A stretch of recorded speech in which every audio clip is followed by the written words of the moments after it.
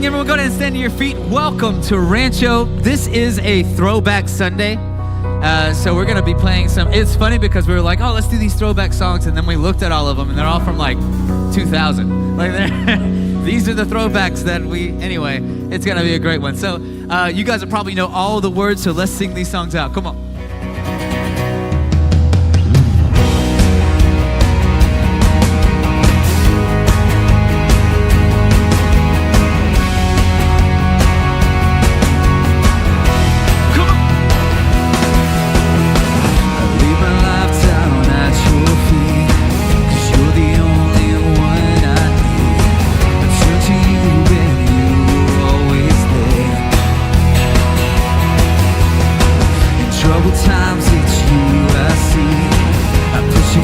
That's all I need.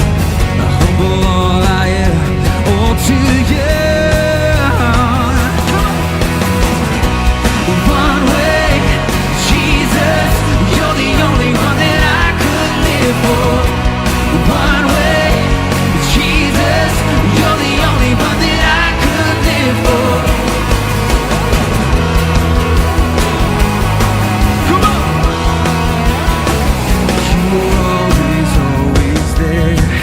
Every how and everywhere, your grace abounds so deeply within me. And you will never change. Yesterday, today, the same. Forever till forever, it's no end. One way, Jesus, you're the only one that I could live for. One way, Jesus, you're the only one that I say. One way, Jesus, you're the only one that I could live for.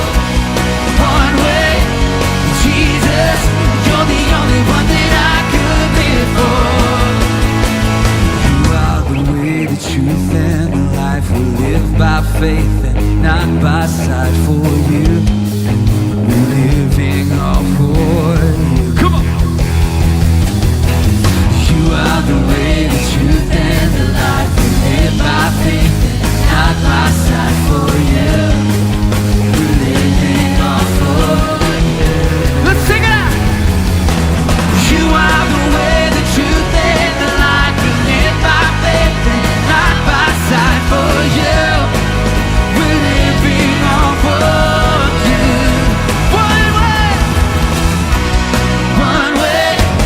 Jesus, you're the only one that I could live for.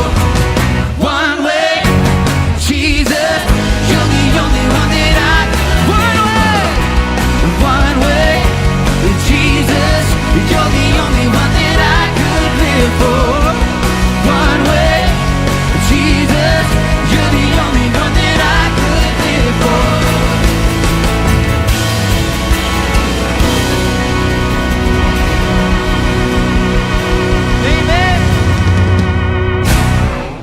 I don't think you guys know how hard it is to sing that song and not have an Australian accent. Like the whole time it was like, one way. I wanted it so bad, but you can't do that. You just can't do that. So it is Throwback Sunday. That was one of those songs that I grew up with in youth group. I know. I mean, you didn't grow up in youth group with that song, right? I actually did. So, but Take It All was one for me. Take It All, yes. That was my fave. Yeah. And I was, as we were going through that song, I was telling the band, you know, when we get to that bridge of that song, and all these songs were the same. So when we get to the bridge of the song, let's try this, let's do this. And I was singing Take It All. It wasn't even this song, because all of these songs are so similar. And I almost actually loosened my guitar strap, so the guitar's down here, you know? That was just the way it was, I don't know. But I will say there's a lot of songs, for me, I know for you too, Megan, there's a lot of songs that came out of this era that changed. It's how I read the Bible. It's how I knew about the Bible. That's right. From the words of these songs. Yep. I know you probably have some as well. I don't even know. But. Yeah, the next one that we're doing, actually, How Great Is Our God, is like literally like one of my favorite songs. Yeah. And we used to do it back, so I led worship in youth group when I was like youth group age. But then I had some kids, took some time off, and I came back in our youth group, there was no worship. and I just felt like there needed to be worship. And so I tried to get like so many other people, like, can someone please lead worship? And I just felt the Lord just being like, just do it. And I was so bad at the beginning. Like I really just was. Like 10 years of just never singing. Right. And this was the only one. I found a guitar player, and this is like the only song he knew. And it's the only one I could do. And like, so this one was on repeat every week. And then we'd try a new song in rehearsal and we'd be like, no, we don't know how to do that one. Okay, so we're just going to do this one. And it was like, this was just the one we did all the time. Yeah. But the kids love it. I love the words. It's so powerful. Absolutely. And just back then and still even today, it just touches me really, really deep. Hey, but let's do this song. This is How Great Is Our God.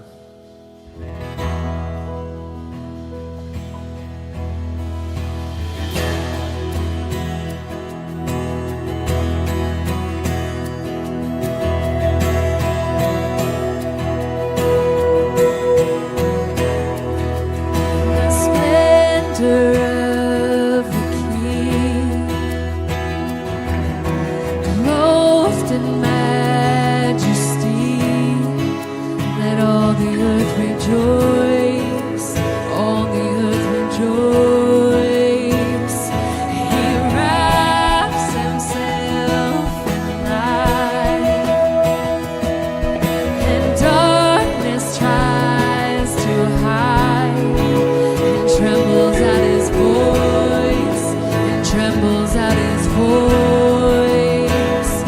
How great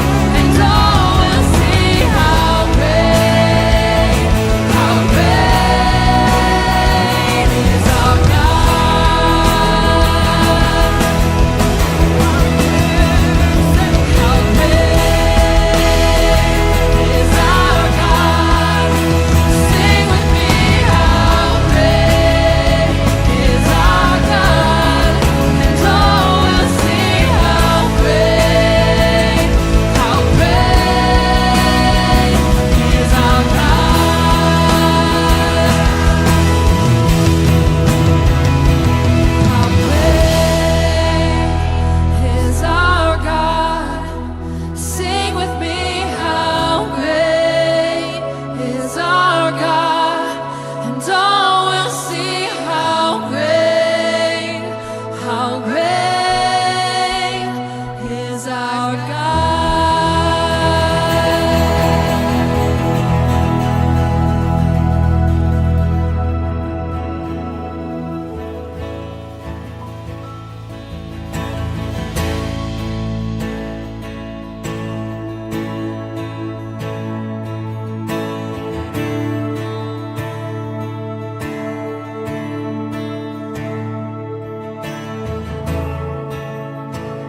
Let's sing this song out together. So you stood before creation.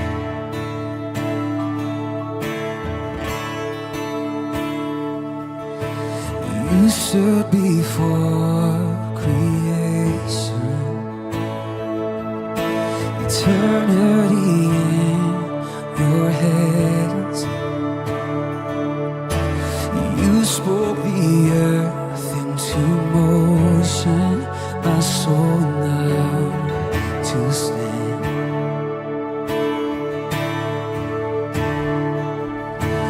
You stood before my failure. You carried the cross for my shame. My sin weighed upon your shoulders. My soul now to stand. So what could I say? And what could I do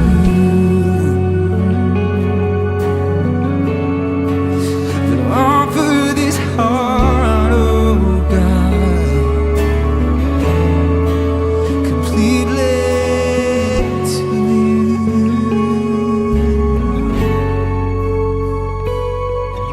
So I walk upon salvation, your spirit alive in me.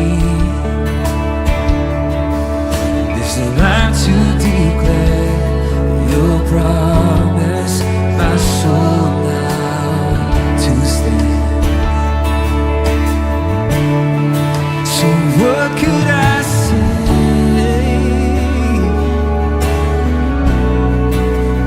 What could I do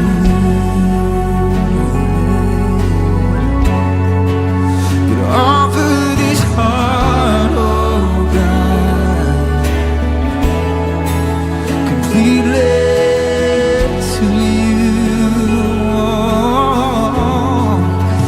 What could I say?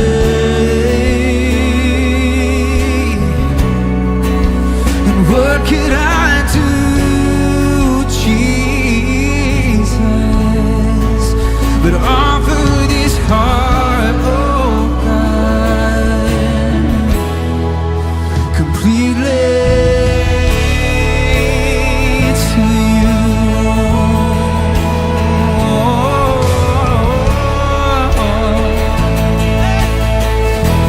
Come on, sing this out, say. So I'll stand with arms high and heart abandoned in awe of the one who gave it all. I'll stand, my soul, Lord, to you surrendered. All I am is yours. Say, I stand. I'll stand with arms high and heart abandoned in awe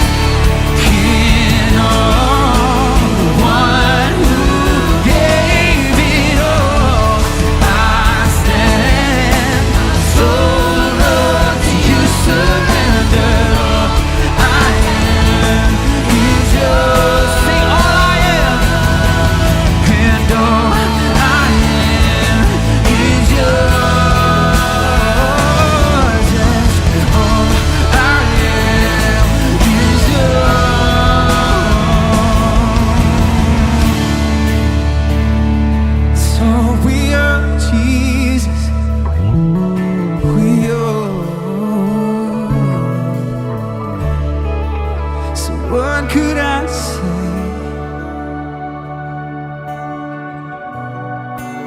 And what could I do? Oh Jesus, to offer this heart, oh God, completely to you. What could I say? What could I do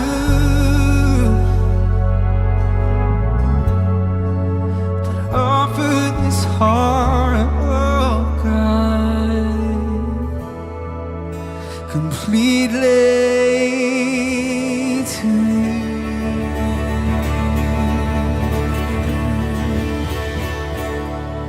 Amen, amen. You guys may be seated this morning.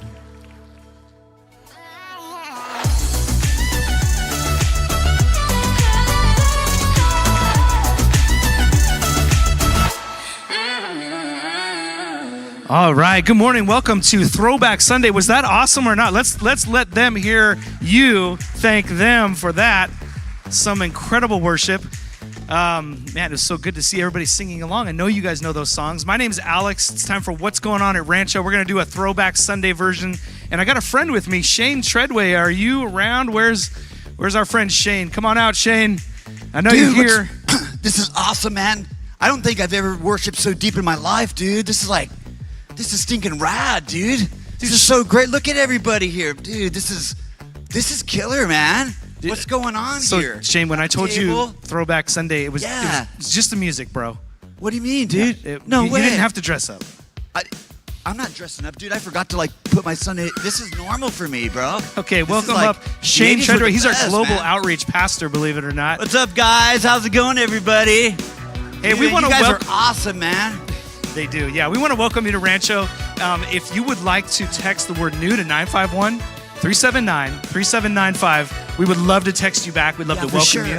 Do you know what a text is? Yeah, well, no. It's I think when you hit a typewriter, it puts something on the it marks the paper. Yeah, we've come a long way since you've been on technology. In fact, yeah, dude. there's this thing called email now. Email? Yeah. I only know one email address. I don't even know what it does, but it's info@rancho.tv. You got it. Yeah, all right. Now, what does that even do, man? You I don't flip even open know your that. personal computer or Yeah. your smartphone. Uh-huh. You can email us at any time. and Oh, we dude, I would- would put my first computer was the 90s. I remember putting it in my big backpack. Nice. Yeah. So if you have ever had any questions, if you forget what we're talking about, if you want to know something about the church, you can always email that. We check it all the time. We'd love to get your emails. And then if you would like to give, you can give at rancho.tv/giving. And I just wanted to let you guys know that when you sign up to give recurring, and we are able to kind of see what is coming in, it allows us to budget, it allows us to be good stewards of the money that is coming in, allows us to build ministry around that. If you're not a good steward, you're a goober. Okay, Total yeah. goober. Shane, I'm so glad I invited you up here today. He's like, seriously. But what I wanted to tell you was, last week we had 650 kids in this was room. really cool. I was here, for man. RVBS. Yeah, Yes, dude. yeah. You guys can give that a big hand because, Yeah. and it's because of your faithful giving that we're allowed to do those kind of events. And we've got an escape camp coming up, and we've got a fall ministry launch that we want to just reach out to more and more people in our community. And so when you give, it allows us to plan those things and do that. So we're very thankful for that. Yeah, for sure. Totally, right? Totally, man. You know, what's cool about you is you just reminded me of I was born in 75, so I was the child of the 80s, and you reminded me one of my favorite movies, maybe you guys remember this, it's the one where the guy has the boombox, and he plays the Peter Gabriel song. You remember that? Well, I think I have a clip of it. Let's see if we have a clip of it. Yeah, all right. Oh, look at that old movie. Yeah. Oh, yeah. That's what I did to carry my wife when I asked her to marry me. Nice. Well, this movie was from 1989. It's a noble underachiever and a beautiful valedictorian fall in love the summer before she goes off to college. And you guys seen that movie? You know that one at all? Such a good couple movie. out there. Oh, that's cool. What about I think you? more of you have seen my movie, my favorite movie. How many of you guys were into the 80s humor of the Airplane and Police Academy and all that type of stuff? Yeah? No, Christmas One Vacation. hand. What do you guys don't have a sense of? You go to Rancho without a sense of humor? All right, there we go. Anyway, how about Top Secret? Any of you guys seen Top Secret? That's like oh yeah, top secret fan. Because if you're in that, Let's check it out. That's Let's my check it out. favorite one. That's my favorite one. I actually learned how to dance from Top Secret. Let's see if I can do it. It's Val Kilmer. It's Iceman. Dude. Look, he's at the jukebox.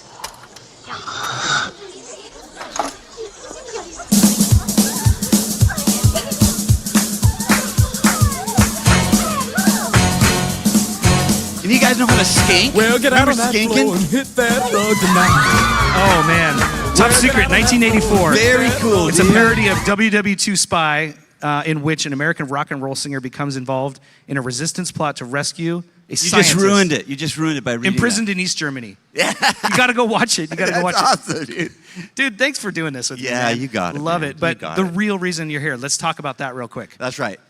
Anything to wear this wig for one, but I'm taking it off because since the 80s, I've lost a little bit of hair. I do not need that much hair anymore. So I could still do a mullet, but it would look really, really bad. Like, I don't know if you see that. I'm a mission pastor at Rancho. My name's Shane. I've been up here a couple of times. Love coming up here. Like a lot of attention, that kind of guy. And our missions program is called Go Beyond. And during COVID, of course, we weren't going beyond hardly anything, right? But our vision was going beyond. Our mind was going beyond, and we were thinking. And one of the things that we set some ground for was a ministry in Mexico, Rancho, Tijuana. And we are looking to do some full-time ministry, kind of like CMOH in Temecula, of working with refugees and working for displaced people on the border regularly, ongoing. Maybe a little building there, maybe a little something. So our pastors went there and we did an investigation trip.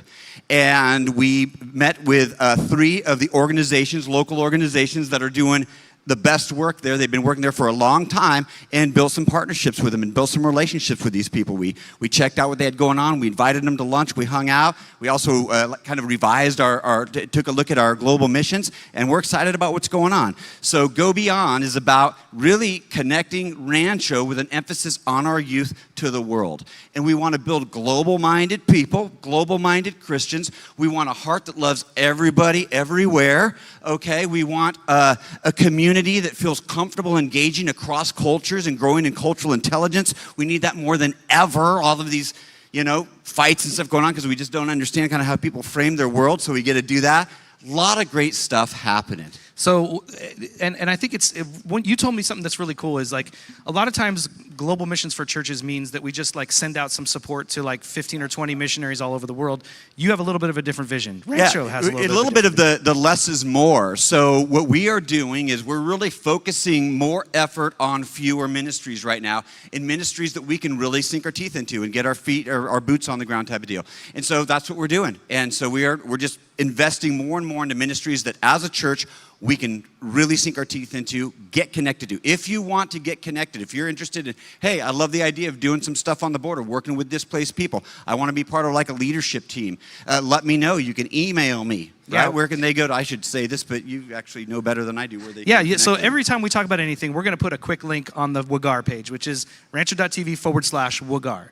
And if you just go there right now, you can email Shane right now and you can say, hey, I'm interested in being a part. You need leaders. You need volunteers. You need people who will invest in this. You need some great minds. You need all those people, right? Yeah, so we're looking at like a group of people that we can like get together quarterly and kind of plan the calendar and look at what we need and just make some things happen. So it's that type of vibe and just really focusing on, hey, let's connect Rancho to our neighbors who we love in Mexico. Awesome. Yeah? And we'll be talking more and more about our global outreach in the weeks to come because we're excited about what's going on. So thanks, Shane, for being here. For sure. All right, man. Thanks for doing the old Throwback Sunday with us. And then let's welcome up Steve and Monica. I got to say that, Shane, I think that that wig matches your personality a little bit more because I just hung out with him in Mexico, and that's about him. So awesome. Good to have you guys. Alex is going to join me. How's everyone doing today?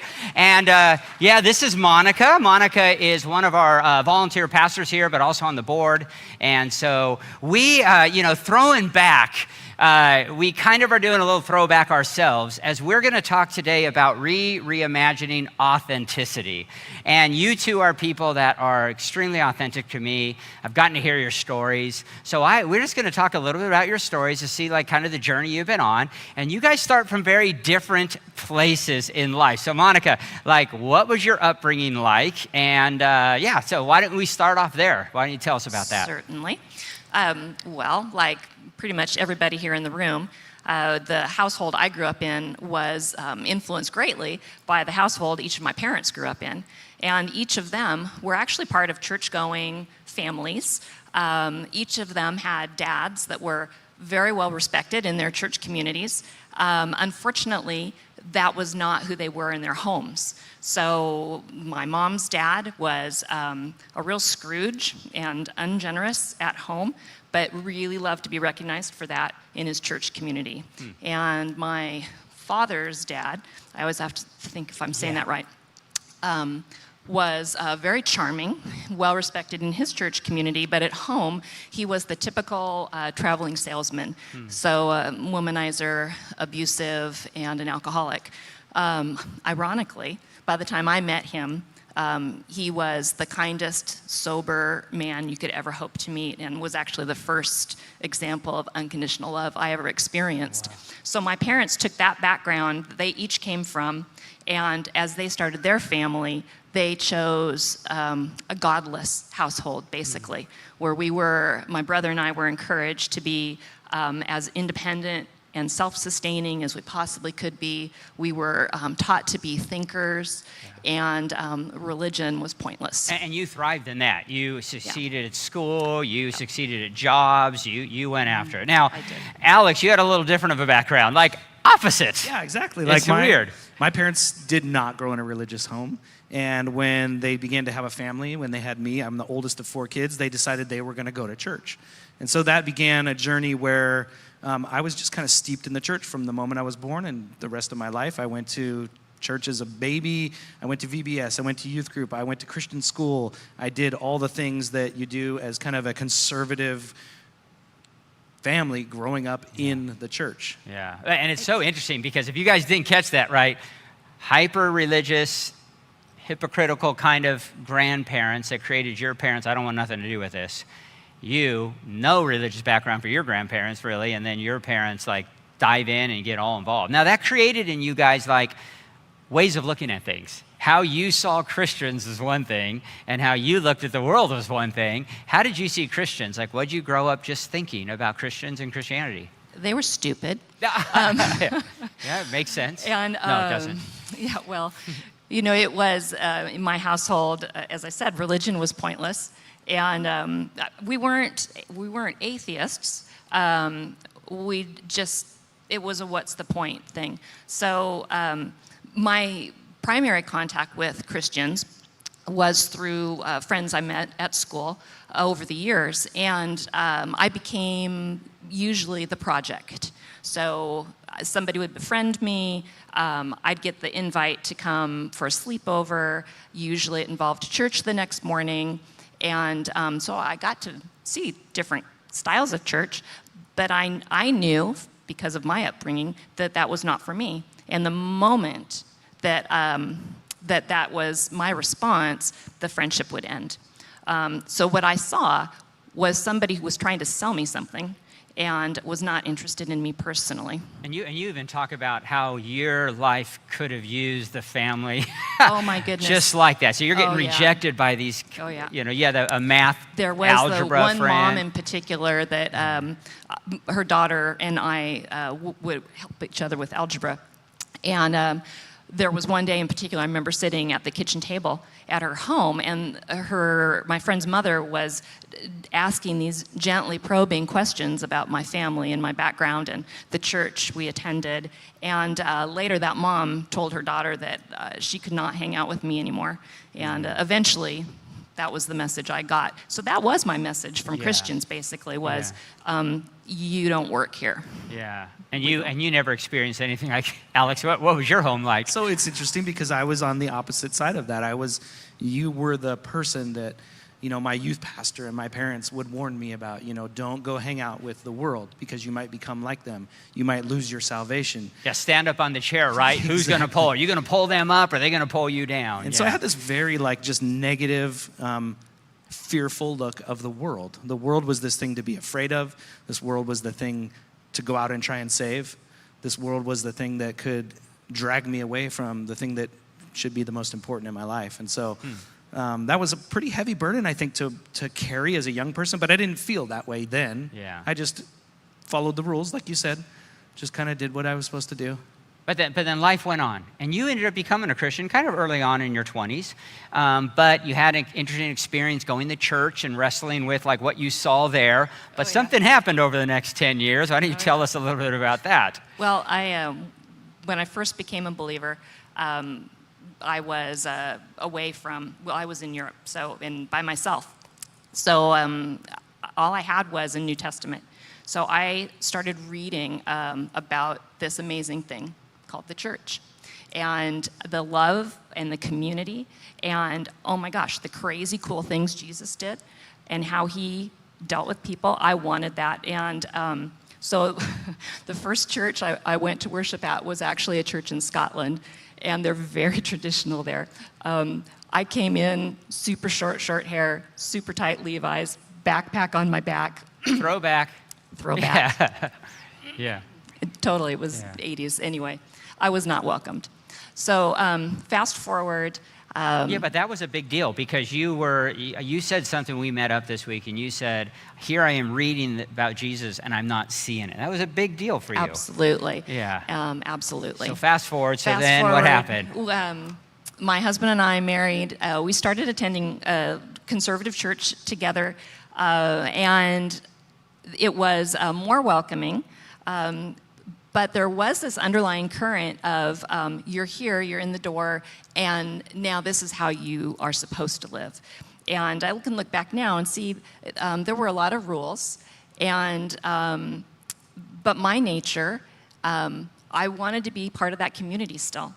And so I not only started learning how to do the things, I probably joined Alex. Yeah. I became really good at not only doing them, but teaching them. And we talked earlier, it was not only drinking the Kool-Aid, but I became the best Kool-Aid maker. Yeah. So. Yeah, I mean, you were an achiever. And so you went to church, and it didn't take you long as a smart, intelligent person to say, well, this is how you fit in, and this is how you achieve, and it feels good. I'm sure it felt good. Now, Alex, you were all involved. You had a little bit of rebellion, but nothing big. But you began a journey, involvement at church and stuff, but some things happened that, shifted your thinking a little or challenged your thinking a little. So why don't you tell about that? Yeah, totally. I mean, I would say I had a really good upbringing.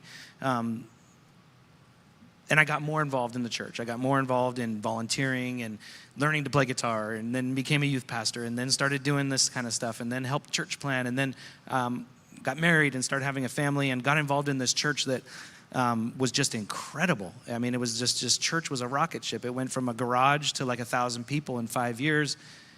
Great community, so much fun, so much energy, and probably one of the greatest experiences that we ever had in our lives completely imploded due to just almost the worst leadership you could ever imagine. And you're talking about bad. This is as bad as it gets. It's as bad as it gets. Yeah, and watching that happen. Yeah, and that did something to me. It kind of, I think it kind of like ignited something that was always glowing within me. And it was this idea of like, I had questions, I had doubts, I had issues with the church and with people, and some of the things that you're talking about, the experiences that you had, those things were kind of growing in me and caused me to start questioning, caused me to start thinking a little bit more, caused me to start reading a little bit more, caused me to reach out to people who thought a little bit different than me, and began a kind of a journey of, I don't know if it was deconstruction or not, but it was just kind of like thinking through some things that really had been bugging me my whole life. Reimagining. Reimagining, yeah. Exactly. And we've had so many incredible conversations in the 10, 12 years you've been here, but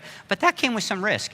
You had people, it's not always been easy to think differently and to finally sit there and go, man, I'm going to kind of go out and become a little bit more authentic now that I've seen this inauthentic reality. Totally, yeah. Even though the community was so beautiful. And that's hard. I mean, it's hard when you get warned by people or be careful, or don't read that guy. And I know, we love reading the same kind of things, Now, you went on a journey and something happened in your life. 4 things happened in your life, but it got you kind of needing to become a little bit more authentic too. Yes, and that, as Alex was talking, I was thinking, there were some things that made me start rethinking also, and going back and re-examining, and it started with 4 things. The 4 kids that were born to my husband and I, and we had a couple others that would come and stay with us from time to time as well. And So like I said, we were really good at making the Kool-Aid, and we expected that of our children. And so we did all the things, but wouldn't you know it, my kids are thinkers too. And It's so funny. When you said it last service, I'm thinking, oh my gosh, like Caleb's like you. And then you have like Victoria, that's like Steve, right? Just, I'm good with this doing this, and Caleb's the thinker, and it's just interesting. you know what? That gets scary. All 4 of them are thinkers. Yeah. Oh no, they're all thinkers, no doubt. 4 of them, they're so unique. But one of the things that they shared, all 4 of them really started pushing back against some of how we were accustomed to living. And one of them in particular started on a journey that we saw was not going to go good places. Yeah. We were very worried about this particular kid. And so my Steve, who I refer to as Steve the Handsome. Just must be all Steves, you know, I don't know, maybe any Steves out there. Lucky and name. I started talking about, or we sought counsel from some wiser parents that were further down the road from us. And you know, the counsel was, they are choosing the world, and you just have to, you know, basically shun them. Sort of reminiscent of Rachel's testimony last week. Yeah. It's time for that. Here's the throwback, tough love thing. Oh yeah. And so Steve and I walked away from that conversation and started talking about it between us. And I went off to pray one day, and I realized that over the years,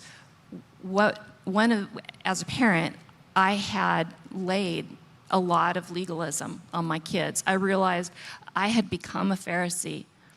It was a hard thing to realize. Not only that, but that admonition that Jesus makes, you know, don't be the one that keeps kids from coming to Jesus. And I found myself asking the question, okay, so what does love look like? It took me back to my first experiences with Jesus, and I realized that maybe there were some things that I needed to be doing differently as a parent, as a sister in Christ for other people. And boy, did that start a journey. Yeah. Well, you know, and I just want to thank both of you, because both of you, Alex is the guy that just loves having fun. I think that's part of your authenticity. It's like, this guy loves to have fun. He wants to create fun. The beer and hymn stuff, just the way you live life is authentic to you. It doesn't need to be drab and stuff like that. Monica, you still are just one of the most intellectual thinkers I know. You still love systematic things. You still love studying the Word of God. But I know you're continuing this day now that your son is married and 30 years old or whatever, right? Crazy, but that you're still asking that question all the time. What does love look like, and living into that? So thanks for sharing your journey with us, and let's give them a hand. Appreciate them being up here. You know, authenticity is just a very interesting thing, and I wanted you guys to hear from a couple people that I just really appreciate, because it's not always easy to be authentic. It's not easy to be authentic. Last week I was at VBS also, and it struck me in the middle of the week that I'm with the most authentic creatures in the world. It's called 650 children who could care less what you think, right? This one's running off here, you're chasing around, give me that back. No! You're like, oh, hey, kid's honest, right? Other ones are just do-gooders, I'm just good, I'm not gonna, man, you just watch this. And then as you get older, I think we start losing that authenticity, because we also had these adventure guides that were teenagers. It's harder to be authentic as a teenager. The pressure starts building. Who are you gonna be at school, on your sports teams, at home, and at church? All of a sudden, pressure's coming from everywhere. I remember as a youth pastor, I was a youth pastor for about 20-something years. And I remember it was a few years, probably about 10 to 15 years into being a youth pastor, that we used to throw this thing out. You know, it's like, you know, you act differently at school than you act at church. That's hypocritical. We'd kind of challenge that idea. And it hit me about 15 years into being a youth minister. What if what they're at school is more who they are, right? And so we're like throwing out this thing, like what you are here at church. Man, church is a pressure-packed place to live, especially if you're a student. And then we grow up. And I think as we grow up, we think we're more free than we really are. We still have a lot of pressure, a lot of pressure how we're going to act at home, how we're going to act at work, and for a lot of us, how we act at church. A matter of fact, I think church can be one of the most difficult places to feel free to be yourself for some people. It could be the most difficult place. You know what's going on. You know the pressures of life that you're facing. You know the struggles that you have. You know the doubts that are going on in your head. It can be difficult to go to a church, right, where you might not be in total agreement, or you might know that you struggle with things and you can feel like you're on the outside. And add to that struggle, not just what you think or how you act, but you have relationships, struggles with relationships, circumstances that you're going through and you're facing, emotional issues. There could be mental health struggles. Faith itself could be something you struggle with. This week I saw a couple cartoons I thought I'd throw up here. Does this make sense to you? Go to church, here, please take one. And then when you're in there, the pastor's saying, I want you all to feel free to get really vulnerable with each other. He's wearing a mask, you're wearing a mask, we're all got masks on. We know what it's like to go to church, act a certain way. That just hit me. And here's the kicker. For many, it's the fear of God that has been instilled in us from an early age that can make authenticity scary. It's the fear of God that's been instilled into a lot of us at a very early age that can make authenticity scary. I mean, isn't the Bible about warning certain behaviors, certain people, certain thoughts? I mean, follow this. If you don't have this list of doctrines right, if you don't have these actions right, and if you do these things, you could be in trouble. I mean, yeah, no doubt you find that stuff. We could all pull out things in the Bible and find that stuff. We can find that in there. But remember what we're doing on this series. We're reimagining a world according to Jesus. We're reimagining a world according to Jesus. Years ago, one summer, I just decided that I was going to read the Gospels, Matthew, Mark, Luke, and John. It's where you find the teachings and the life of Jesus Christ. So that's what Matthew, Mark, Luke, and John are. And I was just going to just wake up and read through it throughout the summer over and over again. And for some reason, this was the question that I asked myself. What upset Jesus? That's just what I wanted to know. Like, what upset Jesus? I mean, he overturns tables. He gets pretty threatening at time and, seems to point fingers. And it made me want to know how I should see this. And one of the chapters that always stood out to me was Matthew chapter 23. It's the portion of the scriptures that Jesus gets the most radical he goes off on these people. And right off the bat, he tells you who they're going to be. Matthew chapter 23, verse 1. Then Jesus said to the crowds, the teachers of the law and the Pharisees sit at Moses' seat. Now the crowds that Jesus is teaching is all these Jewish people, so you must obey them and do everything they tell you, right? You're underneath this religious system.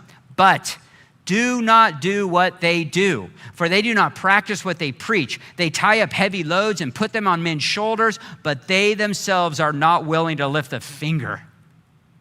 So right off the bat, he's talking about the religious leaders. He's warning the people about the religious leaders.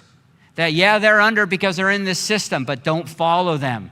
Look what he goes on to say in verse 13. Woe to you. Now he starts talking to them. Woe to you, teachers of the law and Pharisees, you hypocrites. You shut the kingdom of heaven in men's faces. You yourselves do not enter, nor will you let those enter who are trying to. Because of your action, because of what you're doing, you are shutting the kingdom of heaven in people's faces. And then check out what he says. Woe to you, teachers of the law and Pharisees, you hypocrites. You travel over land and sea to win a single convert, and when you do, he becomes twice as much a son of hell as you are. That's pretty heavy. Not only are you shutting the door on certain people, people start following you, they're worse than you. I mean, any of you guys know, the people I've struggled with the most are usually not pastors. Oftentimes, it's people that follow these pastors. They get worse. The people that parrot become even more double down. I'm going to double down because that's how I get accepted. And that's what's going on here.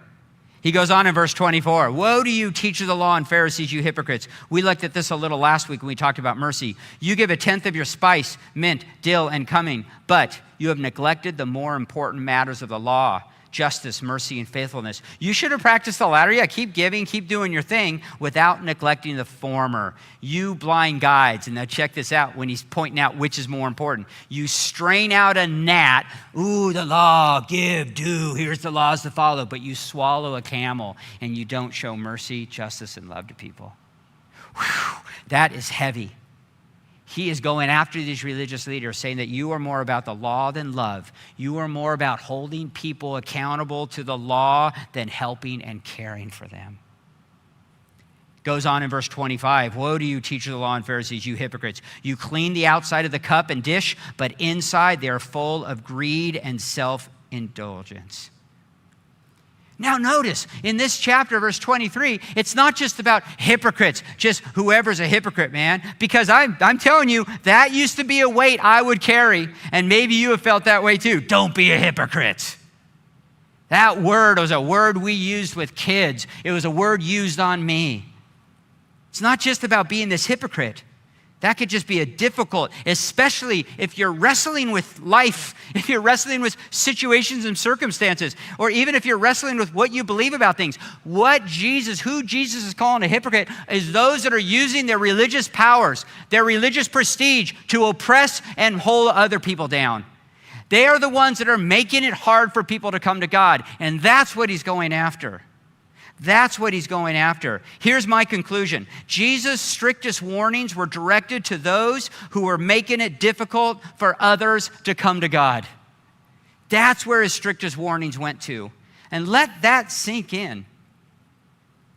Because you read through the life of Jesus and the teachings of Jesus, and you pay attention, most of the times when he gets the most gnarly and strict and overturns tables, it's because something's going on that they're making hoops for people to jump through.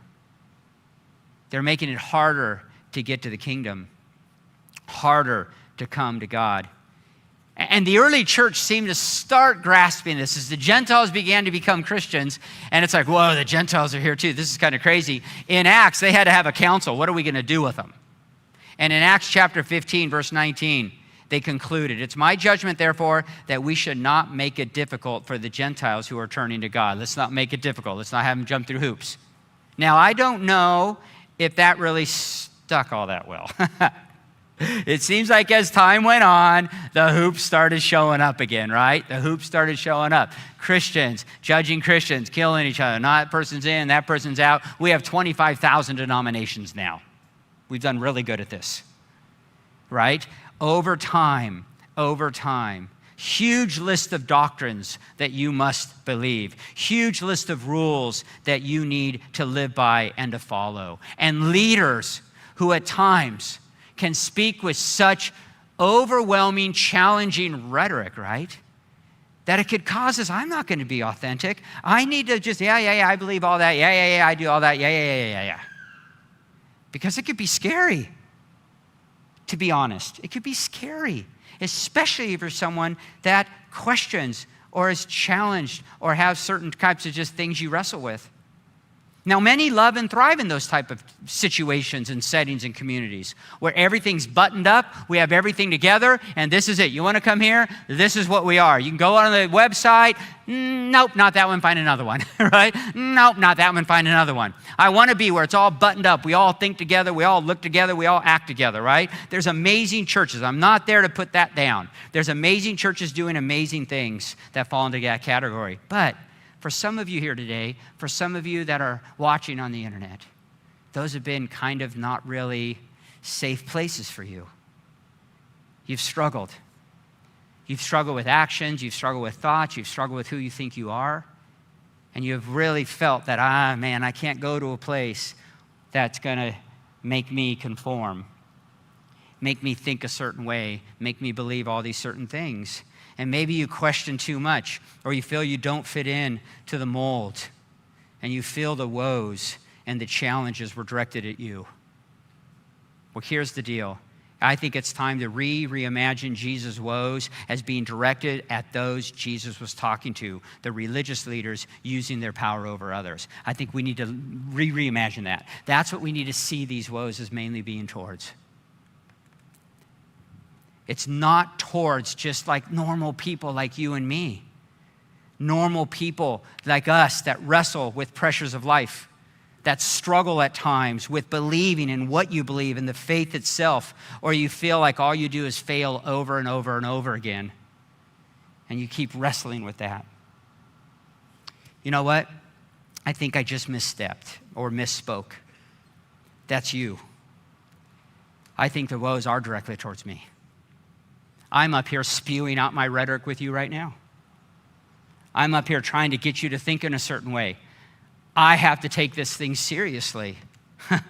I'm the one who needs to look at these woes because I'm the one that can make God difficult to get to if I'm not careful, and I spent a lot of years doing that. If you believe, if you're serious, if you're honest, are you really serious? Are you really believe? Are you a hypocrite? Do you act different there than you do here? Well, you need to start acting everywhere the same. But I was there. I did that. I was about that. And believe me, I get warned often that I need to do that more. I need to challenge and warn you. I need to point out your issues and struggles more. But I got to tell you something. That wouldn't be authentic for me. That wouldn't be authentic for me. And you know why? Because I would be falling into, I think, the same thing that Jesus was going after these religious leaders about. I'd be becoming that Pharisee. I'd be becoming that person that is challenging you more and more. Because guess what? I wrestle with the pressures of life too. I've been honest with you guys if you've been here for any given time. I wrestle with my thoughts and my beliefs and what I believe and what I struggle with. I wrestle with those same things often. And I can oftentimes feel like I'm just failing over and over and over again. And in the midst of all that, here's the key. In the midst of all that, I feel deeply loved and accepted just as I am every day of my life. I do. I run on that. I do not run off of fear. I run off of the love from God shown through Christ is what moves me every day of my life, not the fear of God. I don't fear God. Love conquered that. I don't know what to tell you. So if I'm trying to create this fear in you, I can't do that. It is the love of God that has driven me. It's the love of others in my life. And oh, how I desire for Rancho to be a place where we can just live free together. Live free together. Focusing on Matthew chapter 11, I love this. Come to me, all who are weary and burdened. I'll give you rest. Take my yoke upon you and learn from me, for I'm gentle and humble in heart, and you will find rest for your souls. For my yoke is easy and my burden is light. Man, that is the call that has captured my life. Easy, set me free, at peace with God, and I just live in that. And I want you to as well. That's me being honest. That's me being honest. So can you imagine a church where we could be authentic, take off our masks, and trust we are accepted and loved just as we are? Can you imagine? I don't know. It's tough.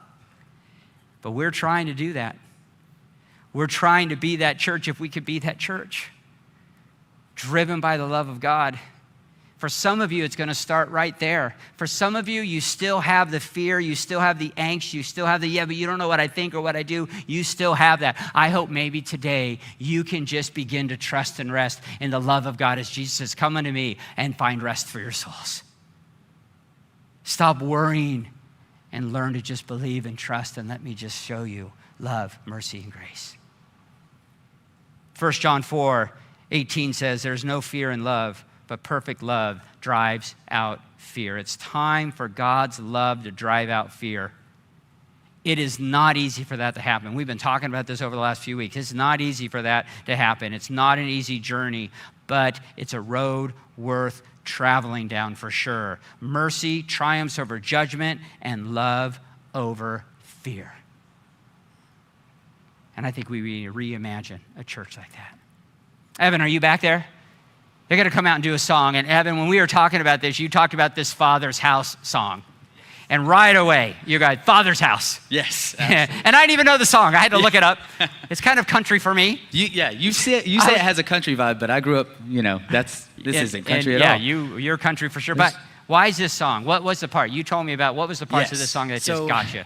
My whole, kind of idea with this song and the why I love the song so much is it's truly talking about leave everything, every worry, every doubt, every fear at the door. And as you come in here, you are welcomed, you are loved. Yeah. This is not something that you have to earn, that you have to work for, but you're in the Father's house now. So this is a place of rest, on Wednesday when we talked about it, I went home and I could look up these lyrics. I was like, oh my, I got like hair up on my neck. Like this is it, right? So man, I hope and pray that you will hear this song, that you will pay attention to what we talked about, right? And that you would reimagine. Yes. Right? But we could be authentic. Absolutely. Because we don't have to feel at risk before God, And when we learn that, I think we can start being a little bit more authentic with one another. It's a lot more fun. That's for sure. It's more beautiful. Yes. Thanks, bro. Go.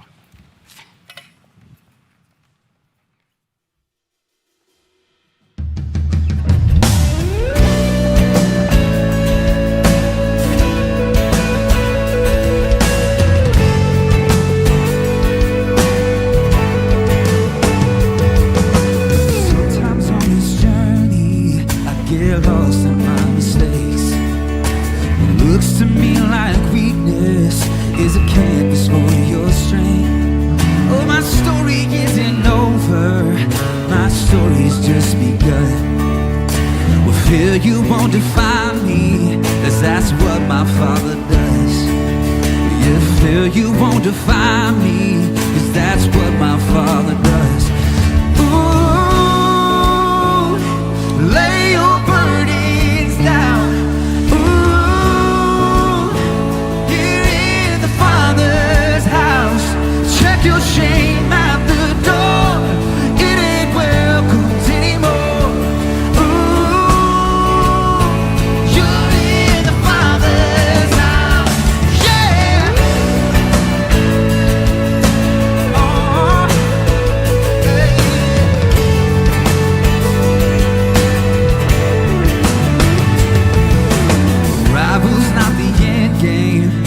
The journey's where you are. You never wanted perfect, you just wanted all my heart. Yeah, the story isn't over if the story isn't good. 'Cause failure's never final when the Father's in the room. My failure's never final when the Father's in the room.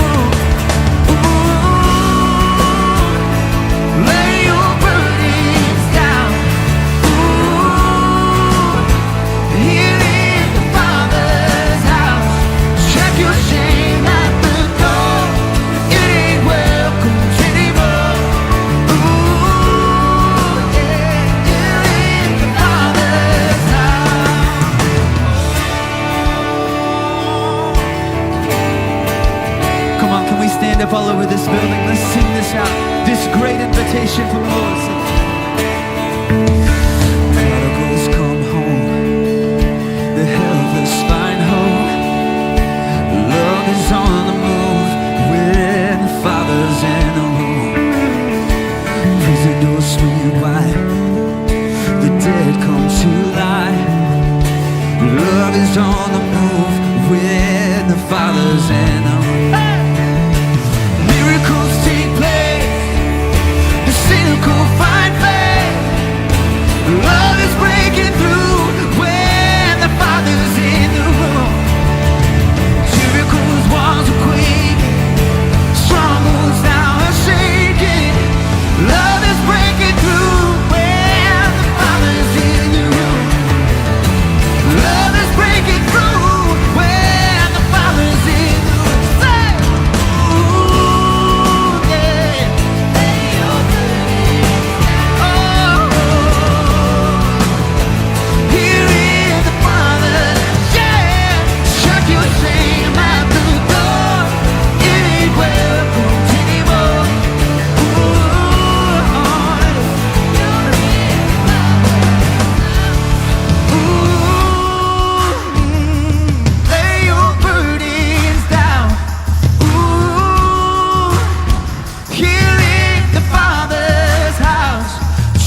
shame at the door. It ain't welcomed anymore. Ooh, yeah, you're in the Father's house.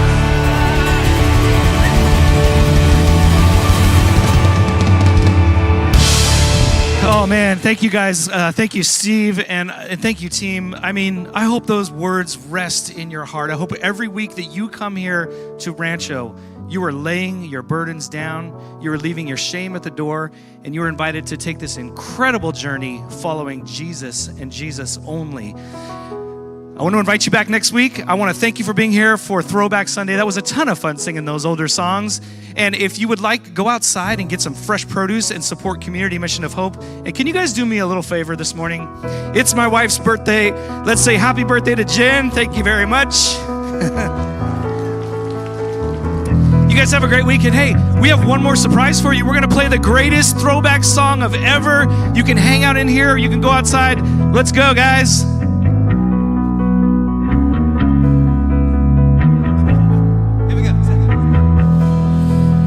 Just a small town girl living in a lonely world.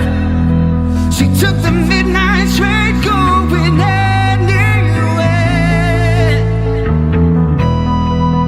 Just a city boy, born and raised in South Detroit. He took the midnight train going anywhere.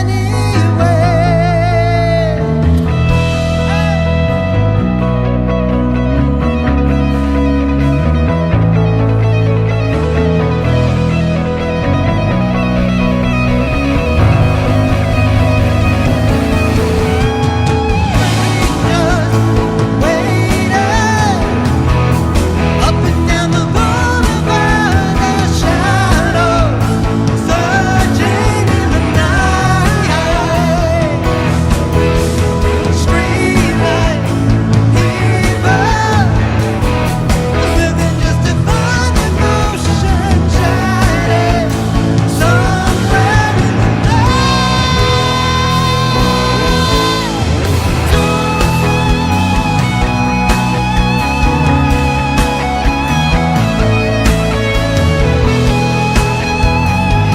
Oh, come on, this is a throwback. If y'all know it, let's sing it out. Say,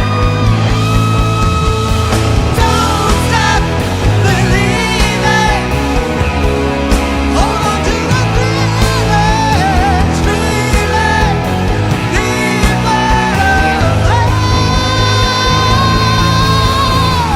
Don't stop believing. Hold on to the feeling. Streetlight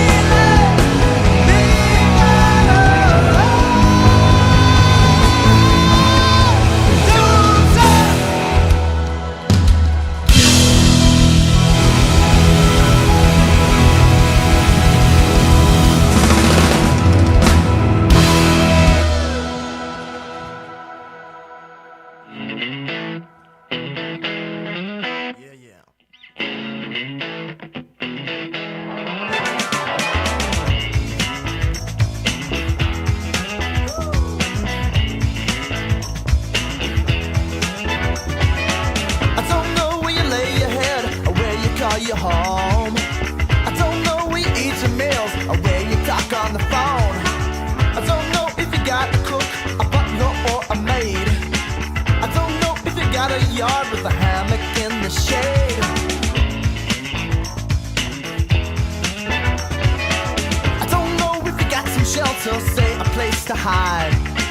I don't know if you live with friends and who you can confide. I don't know if you got a family, say a mom or dad. I don't know if you feel love at all, but I bet you wish you had. Come and go with me to my Father's house. Come and go with me to my Father's house. It's a big, big house with lots and lots of room.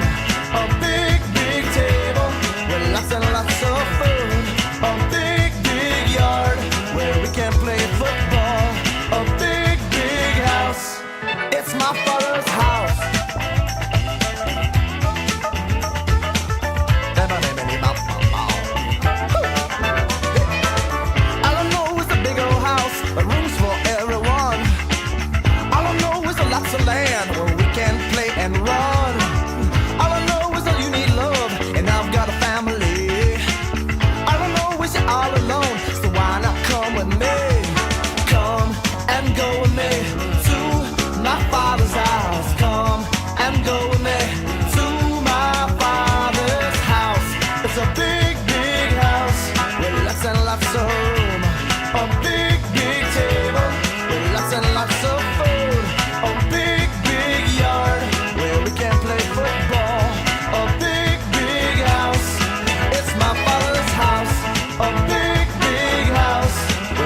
lots of room.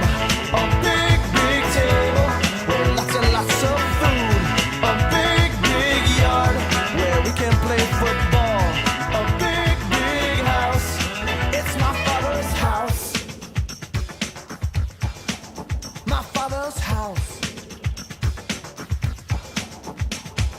Come and go with me to my father's house. Come and go with me to my father's house. It's a big, big house with lots and lots of room.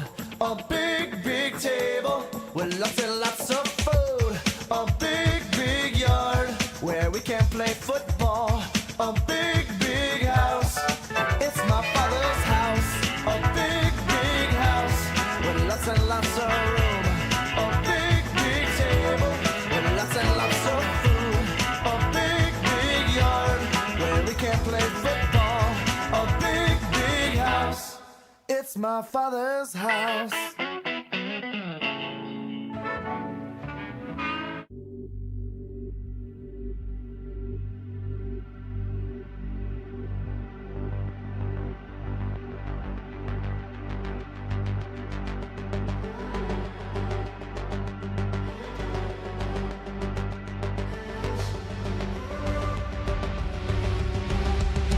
Over the mountains and the sea, your river runs with love for me.